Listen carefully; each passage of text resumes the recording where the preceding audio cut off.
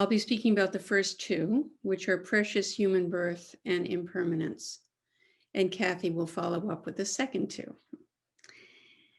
The four thoughts that turn the mind to the Dharma. As Buddhist practitioners, as people of the way, we can actually use any thought to turn our mind to the Dharma. Every thought is a phenomenon of Dharma. The Buddha's instructions about waking up to our essential nature sweeps all things into awareness. We can become aware that any thought is a brief construct that arises in a thinking mind, in the thinking aspect of the mind, one of infinite phenomena that arise in the mind of awareness and that comes and goes.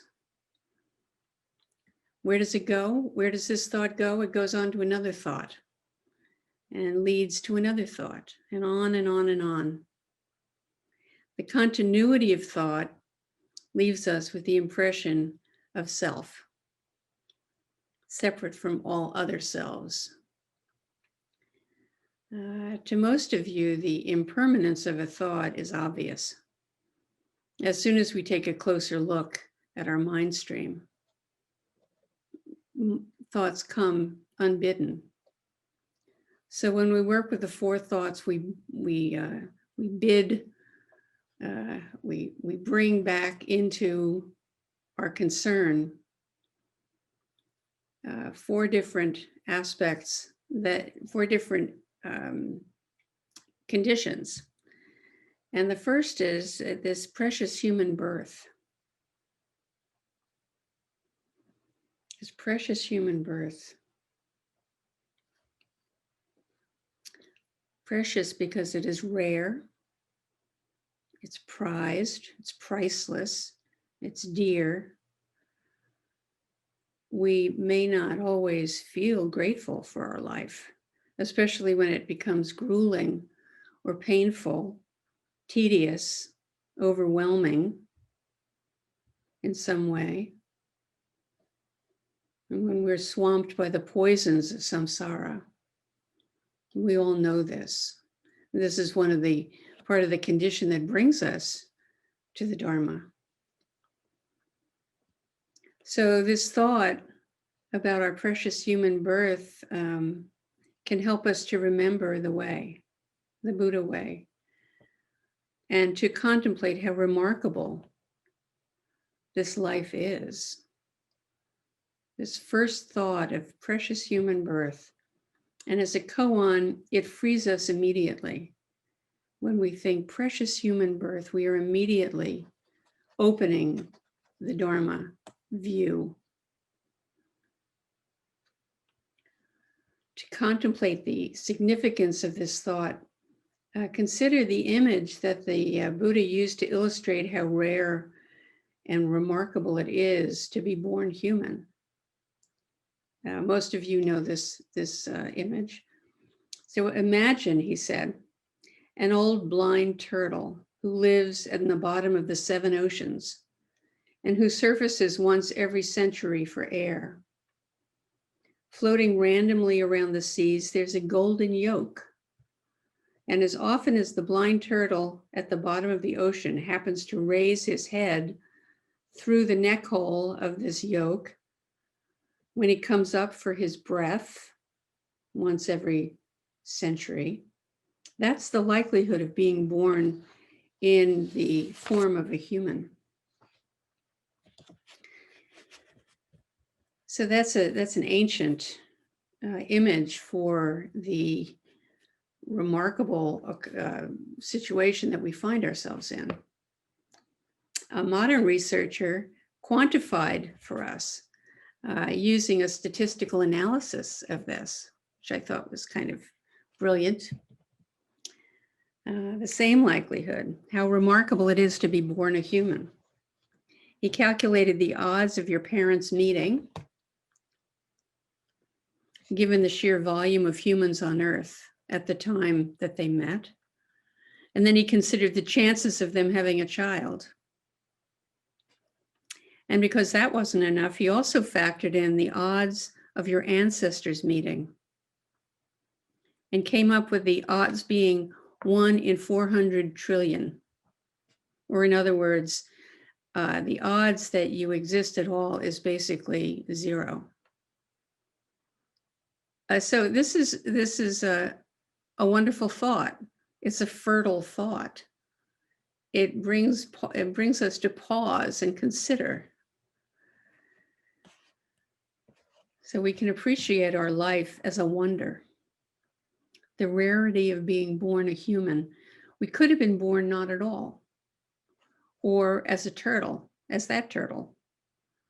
Or a mouse. Or a blade of grass. Or a mite.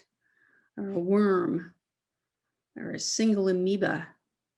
Yet to join other amoeba in still another form. Or an oak tree, or a salmon, or a tiger, or a hawk. This Dharma that we all practice has much to say about taking form as a human. And Cathy may refer to this quite a bit more when she talks about karma. But for now, thinking about this precious human birth, what we can do with what we've been given. We survived to adulthood. We had the excellent circumstances, particularly suited to motivating us to note the Dharma, to be struck by it, to be drawn to it. And we've had infinite advantages and sufficient freedom from obstacles to pursue the Dharma that helped us find our way to these Bodhisattva teachings, this path. And we have good spiritual friends to accompany us and encourage us and remind us of the path. A lot of the advantages that we've benefited from may not have appeared as advantages at the time. The difficulties and stresses that made it essential for you and for me to not settle for a narrow path at the time may have been pure suffering, so we thought. The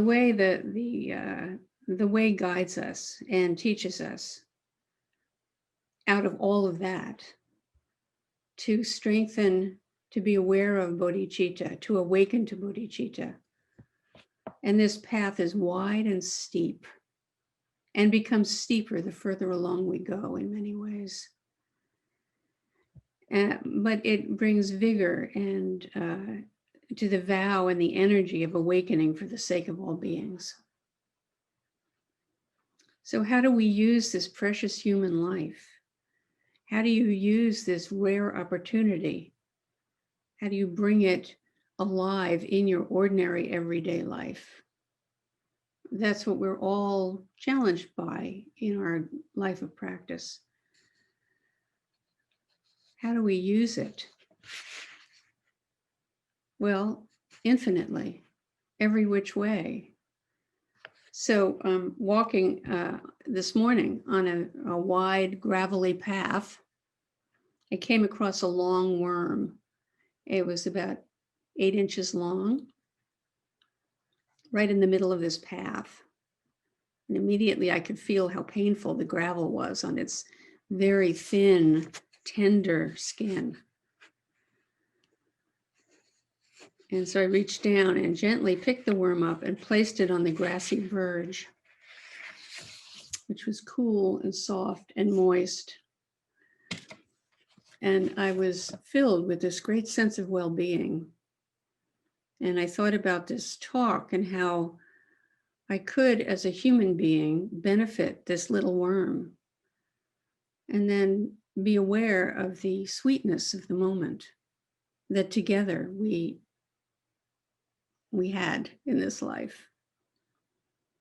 Appreciating the essential goodness of my life the openness and adaptability, the possibilities of every moment of being of benefit in every which way, even the smallest way. I might think it was a small thing to do for a worm, but as a worm, that was life and death, potentially. So at that moment, the worm was a precious gift to me. Sharing this life in whatever ways come to us is how we can acknowledge and embody the preciousness of a human birth. Because we can wake up, we can be aware, we can be of benefit. We're all capable of awakening to our essential groundlessness, where suffering and torment can find no purchase. The groundlessness of this very moment, which takes form temporarily. And it is with these forms that we enact our life. So, with this one precious human incarnation, it's essential to practice with diligence. Because at the moment of dying, the deeds and the clarity that comes to us through our practice, if we have been practicing diligently, will be our companion, a reliable companion, according to all reports. So precious human birth, we consider this, it's a wonderful first thought of the day. What will I do today with this precious human birth? The second thought is, the second of the four thoughts is the thought of impermanence. Impermanence, which is so obvious. It's probably redundant to talk about, but because there's no end to appreciating the profoundness and the infinitude, the infiniteness of impermanence.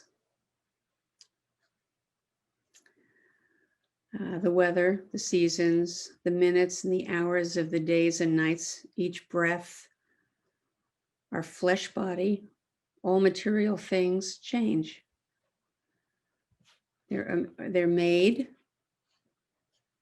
function, age, and come apart. Even rocks, even the surface of the earth, whether we pay attention to it or not, everything continually changing. Some things quickly, some things slowly.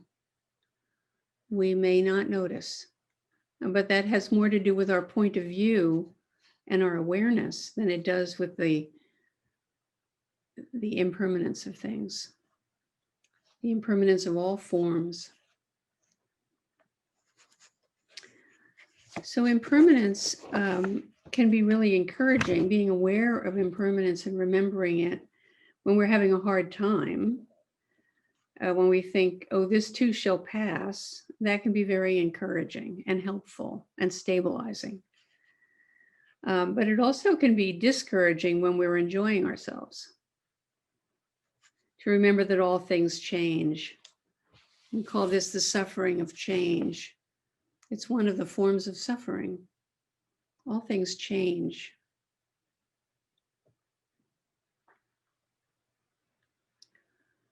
Which refers right back to the preciousness of human life. It's just this moment for now. Don't miss it. So one of the things that's particularly challenging during this pandemic is that it's not going away. It's not changing quickly enough. It's not changing in the right way. It's going in the wrong direction. The more people who have the virus, the more opportunities the virus has to adapt and continue. We want one kind of change and we don't want another kind of change. So we need to practice with impermanence diligently. Can you observe how you invest in things changing or not changing?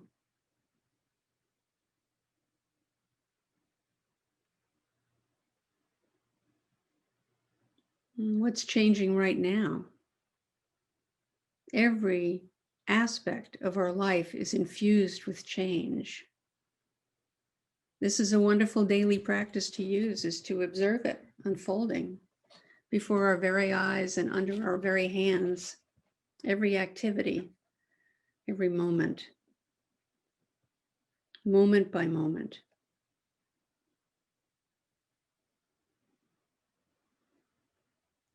So our birth is of the same nature as our death. All change, changing forms. Living a full and meaningful life requires us to be present and make wholesome choices. Choices that turn us in the direction of mental clarity and warm-hearted generosity, no matter what the conditions. We just do our best. So in the Zen tradition, at the end of a day of retreat, which we call sesshin, while everyone is still sitting in the zendo, the lights are extinguished in the zendo, and a voice from the darkness outside intones with great sincerity words from Dogen Zenji. And I'd like to do it the way it's done at that time. Life and death are of supreme importance. Time passes swiftly and opportunity is lost. Let us awaken. Awaken. Do not squander your life.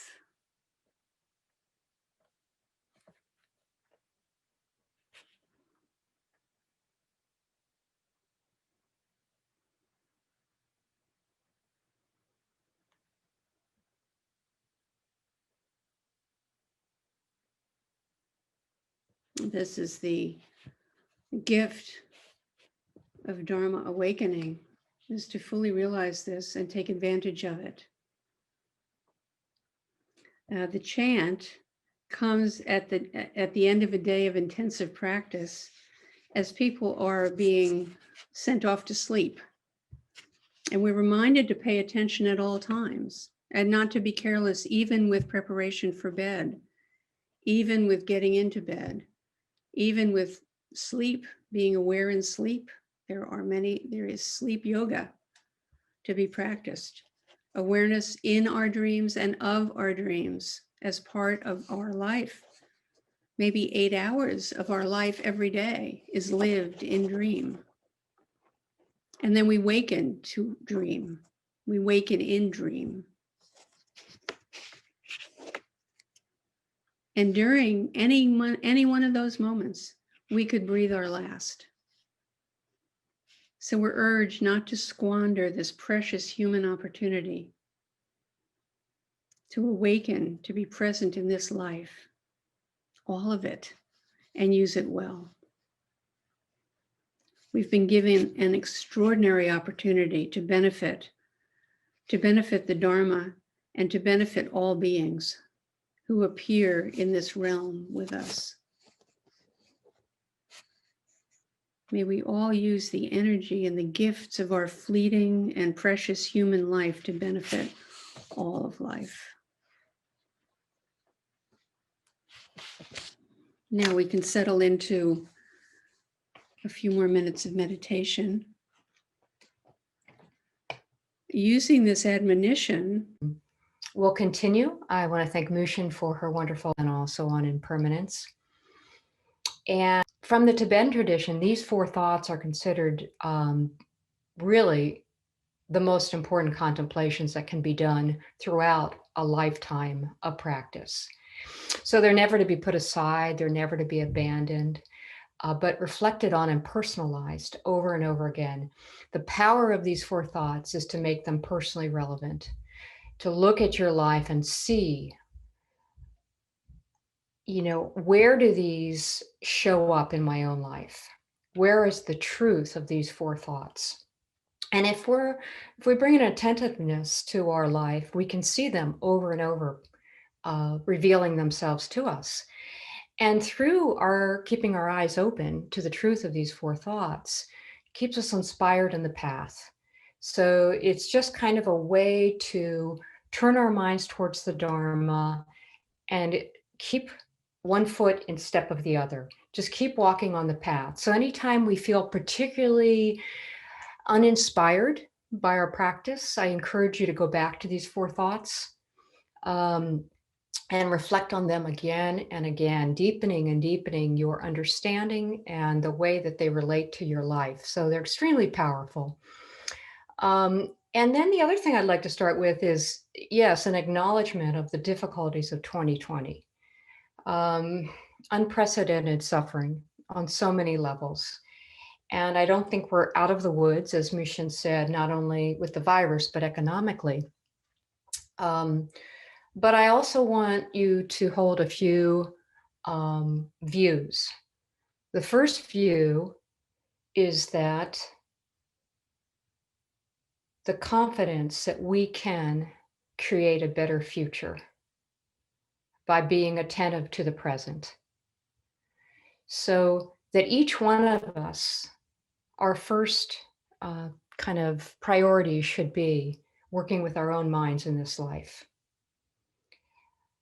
And doing so in a very joyful way. As Mushin said, you have this precious human existence. You're putting it to good use.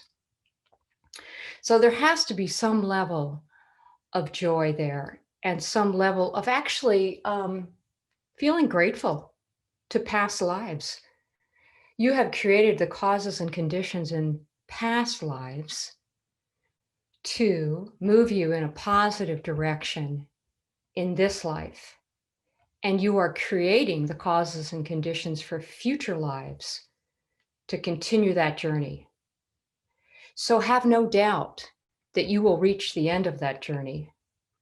Have no doubt that that journey is nothing other than removing obscuring adventitious veils that are not at all inherent to our true nature.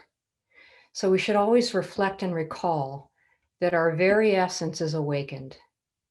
Our very essence is stainless from the start, spotless, crystal clear, like a mirror with no dirt on it whatsoever. The analogies are, a diamond buried in the mud or a treasure underneath a beggar's home. This is for our discovery and our journey. And we can relax and rejoice that we're doing the work in this lifetime to guarantee continued opportunity in future lifetimes. Like Mushin said, you could be, the 6 realms of existence are, unbounded. You have to hold an unbounded view. This is one lifetime out of, I don't know, countless eons of lifetimes. I mean, they say that if you had all your bodies, you could pile them higher than a mountain. So we have taken all kinds of forms.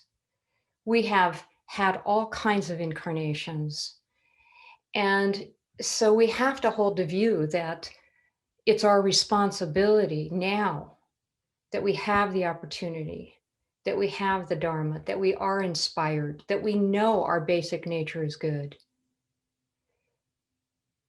to continue to guard our actions of body, speech, and mind so that we know we can exert some influence on the future.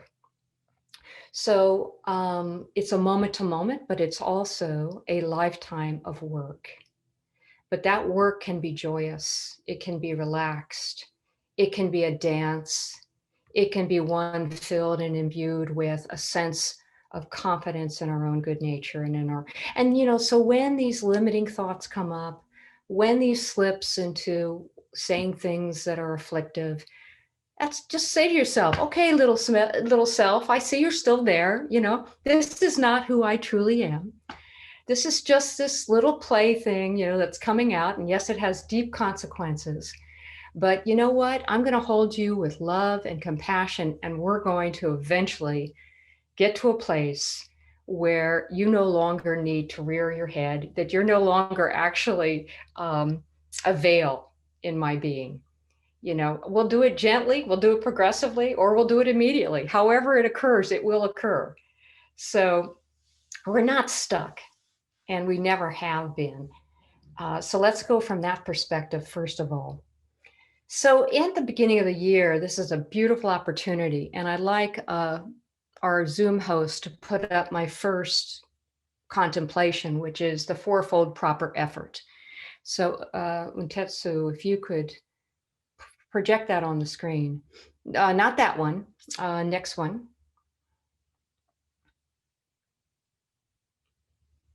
Not that one. Go to the next. There you go. Okay, so they say that,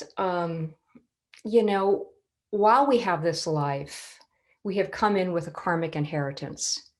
And so the responsibility of this life is to do our best to free ourselves from the limitations of what we've brought in habitually that are limiting, that trip us up, that aren't true to our nature.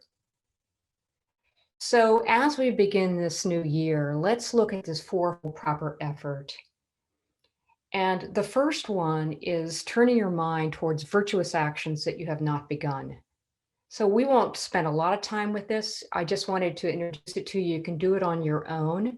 And perhaps we could send out this handout. So begin virtuous actions that you have not begun. And only you can discern what those are. Continue virtuous actions that you have begun. So look to broaden and deepen the goodness, like as simple as moving a worm off of the gravel bed. Right? Virtuous actions take many forms of kindness, generosity, patience, ethics, meditative concentration, wisdom. So there's many forms, the paramitas, right? And the immeasurables. Now, this third one is something that, again, they say work with our greatest obstacles first. And we all have come in with them. And there's flavors of obstacles, the kleshas, they all kind of hang out together. So pride can hang out with jealousy, can hang out with, anger. They're just a milieu of confused habitual patterns that are no more real than the clouds passing through the sky. They have absolutely no substance whatsoever other than a reflection in a mirror. So abandon the non-virtuous actions, anything that you're engaged in last year that felt incongruent with your Buddha nature. Let it go. Keep letting it go. Let it go. Understanding there's no safety in grasping to a sense of a small self. There's no safety in getting lost in distracting activities, in minimizing our abilities and capabilities. That's a form of laziness. There's just no benefit in having a limited self-view. The view we should hold is that our mind is as vast and pure as a clear crystal mirror, and that it's our birthright, if not in this life, but in future lives, to have that be completely, fully revealed. And then not beginning any non-virtuous actions you have begun. So letting go of the non-virtuous, and any time there's any temptation to do something that maybe you hadn't engaged in, but why begin it? Why start? So the good thing about karma is we have a tremendous capability to influence our experience. So you can take that off the screen now, Untetsu. And we'll move into, again, the period of meditation. Let's see, I can find my little gong. So I will read a quote. I think maybe it's just a restatement. Jack Kornfield said, "When we understand that our lives are unfolding based on karmic law, that we are heirs to our own deeds, and that's that unbounded view. This is one life and a series of many lives. Then there grows a deepening sense of responsibility for how we live, the choices we make, and the actions we take." So I invite you to take maybe 3 to 5 minutes, set some intentions for 2021, aspirations for moving forward, and then what I'll do is I'll ring the bell in maybe 3 minutes, and then we'll move into 15 minutes of, we call it calm abiding or zazen, or maybe shortly less than that so I can cover the next talk. So let's go ahead and contemplate those actions. Which actions do we want to take up? Which actions do we want to abandon? Which feels congruent with our own basic goodness? And which feels limiting?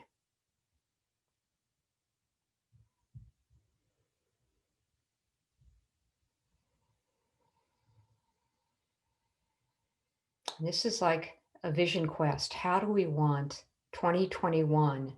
How do we want our mind streams to be in 2021?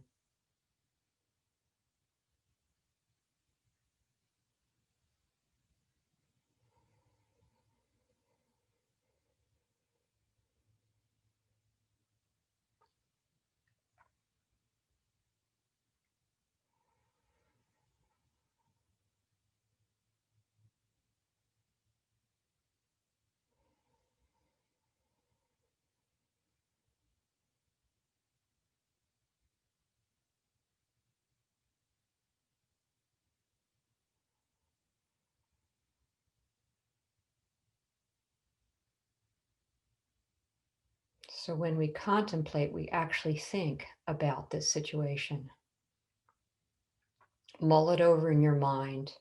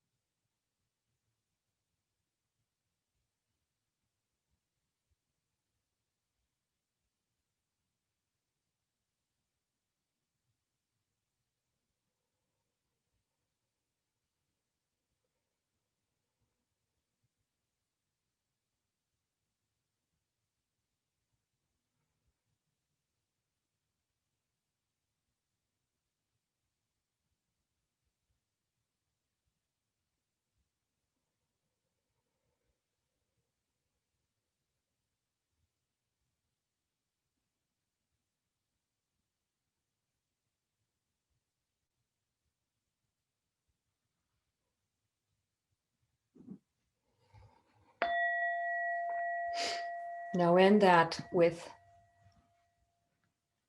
saying to yourself mentally, I am a good person. I have everything I need to reveal my true nature, and what joy it will be when that's fully blossomed. Think about unbounded joy and the warmth and the radiance of love and compassion that will come from that awakened mind. Okay, let's let go of that now and just rest in meditation for 10 minutes or so.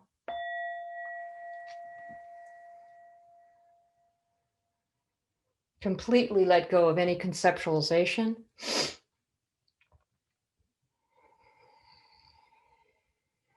And rest your body, rest your mind, and relax.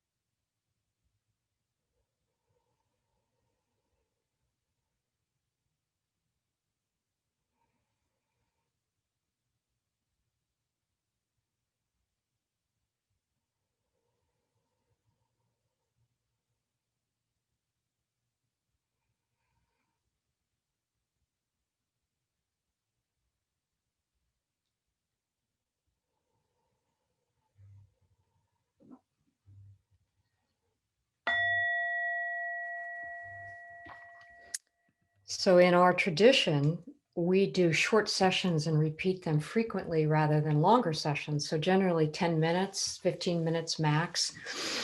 We're going to move on. I want to say that there's a way to keep an eye on that contemplation on karma, and that is to just make it a habit to examine your mind stream daily. At the end of the day, you can kind of look through the day and say, how did I do? Did I live up to my Buddha nature? Did I live up to my true essence? And where you found yourself engaged in positive actions, dedicate the merit of that. And where you found yourself maybe not living up to that, don't make a big deal. Don't browbeat or judge yourself. Let it go and make a vow again to not repeat that action the next day. So when you've had anger one day, there tends to spill over into the next day. So if you keep an eye on that, if your mind's agitated before you go to bed, take a look and make make a vow that you will not slip into it again the next day, and then watch for that. Because once those habits, once we get into a groove, they tend to be reinforced and then they get stronger. And so that's every moment. Actually, every day we can do this exercise. We can either set positive intentions in the morning and then examine in the evening and see how we did, or just generally look at our mind stream at the end of the day. Dedicate the virtue to all sentient beings, any positive actions, and double down on a vow to not repeat the negative actions. Okay, so let's move on now, the faults of samsara. These are deep, broad topics, but I'm going to just put up, Ontetsu, would you please, actually, wait one second. I want to start by just again having you reflect. And this, no shame, no blame, no nothing, no judgment, just reflect.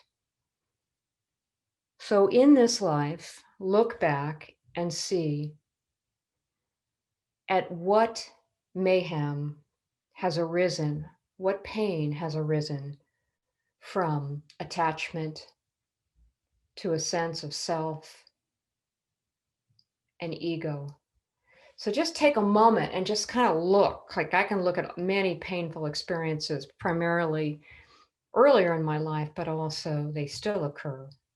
And just the mayhem, the confusion, and the associated pain that comes from that confusion.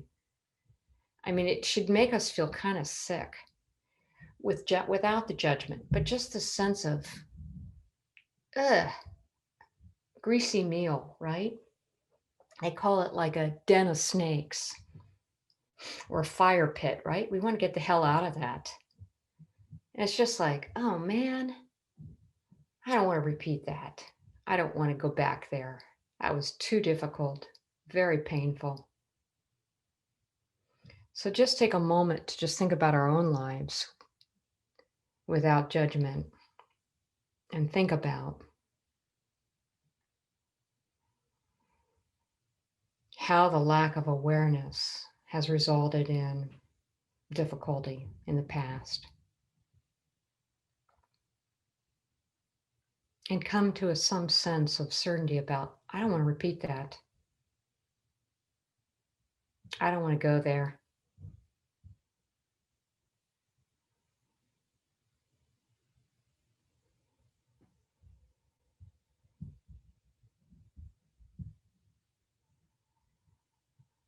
So we'll just take a moment more with that and then we'll move on.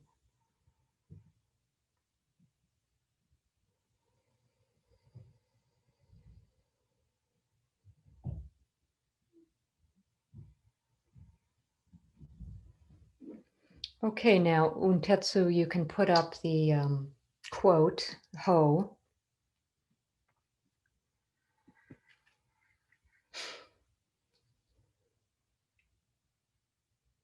I think it's above it. Yeah, there we go. So now this will be our reflection, our contemplation. Like ourselves, all beings have minds, and particularly the human mind with its veils of confusion about self and others.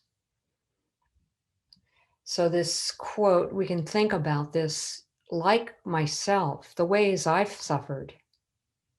All beings have suffered in that way and continue to suffer. So it says, Ho, mesmerized by the sheer variety of perceptions, which are like the illusory reflections of the moon in the water. Beings wander endlessly astray in samsara's vicious cycle. In order that they may find comfort and ease in the luminosity and all-pervading space of their true nature, of their minds, I generate this heartfelt, immeasurable love, compassion, joy, and equanimity of the awakened mind, the heart of bodhicitta. Now, the way I work with this is I think of somebody who I have a natural, deep love for and affection. And immediately, all I want them to do is be happy and well. All I want is for their happiness in this life. And some of them may be Dharma practitioners and others may not be. But first, touch into somebody who you naturally feel a deep gratitude or affection or love, and understand how heartbreaking it is that they continue to be mesmerized by the illusory reflections of appearances from a confused mind, right? Their mind is confused. And then you can broaden that out, extend it to neutral people, extend it to even those people you have a slight dislike for. So let's sit with that for about 3 minutes.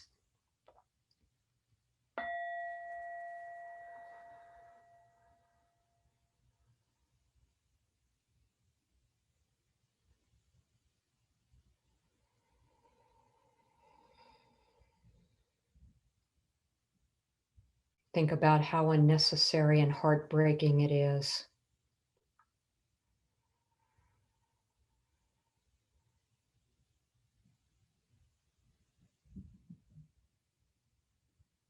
Utterly useless and unnecessary.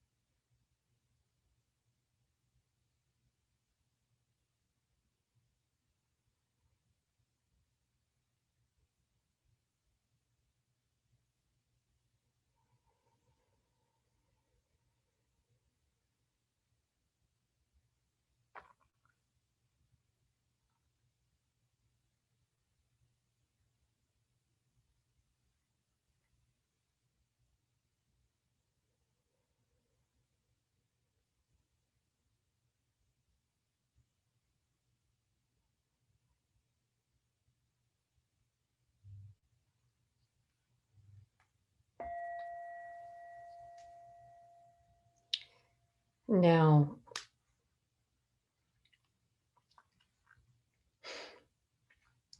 you can take that off now, the screen. Again, just consider that. I want to read you a quote. If you were to gather all the glory, the enjoyment, the pleasure, the happiness of this world and put it together, it would not approach one tiny fraction of the bliss that you experience upon realizing the nature of your mind. So, just for 1 minute, think about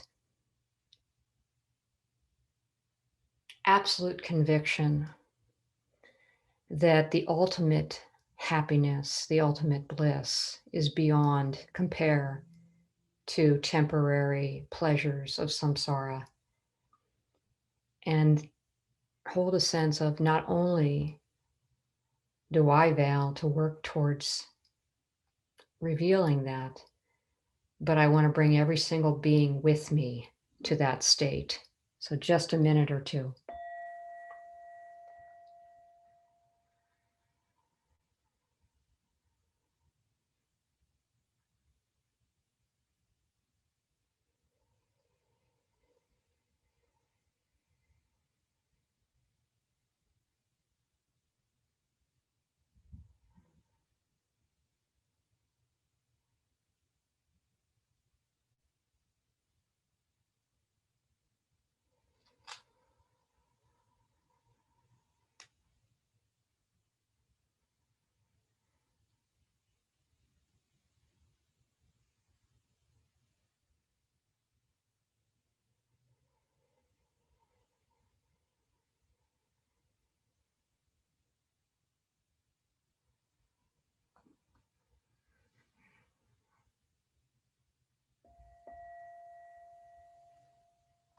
Okay, so hold the view that beings are relying on us.